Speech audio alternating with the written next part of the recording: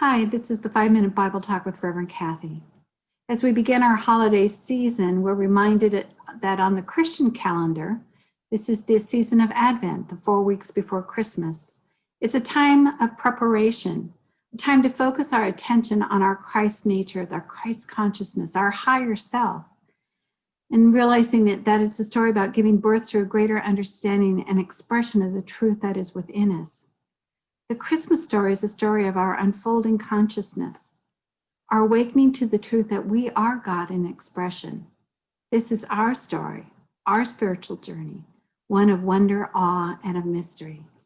And so I thought that for the next 4 weeks, we would talk about the themes of Advent and using the figures in the Nativity to help express and to represent that theme, and to use that Bible verse and then the metaphysical interpretation so that it truly becomes our story, our spiritual journey, one of wonder, awe, and of mystery.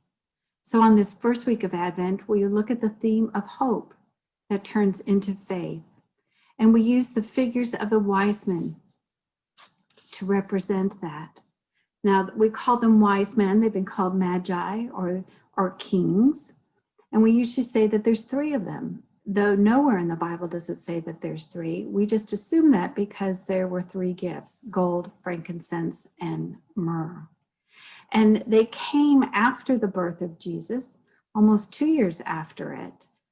But we place them at the nativity scene that night for artistic reasons. It gives a complete picture of that birth story. So let's look at the wise men. We read from the book of Matthew, chapter 2, verses 1 through 2. In the time of King Herod, after Jesus was born in Bethlehem of Judea, wise men from the east came to Jerusalem asking, "Where is the child who has been born King of the Jews? For we have observed his star at its rising and have come to pay him homage." They saw the star in the evening sky, and they knew that that star was leading them to a leader, to a new king, and they came to pay it homage by following that star. The star represents that illumination of our intuitive faculty of mind that within us allows us to say, "I know that I know, and this is all that I need to know." And when we follow that star of our intuition, we arrive at the gift of deeper understanding. The wise men metaphysically represent the stored up resources of the soul that within us, that are already within us, that rise to the surface when stirred by a great spiritual revelation. As we come to recognize the truth of our being, these spiritual resources come bearing gifts of the spiritual powers or attributes that have always been within us.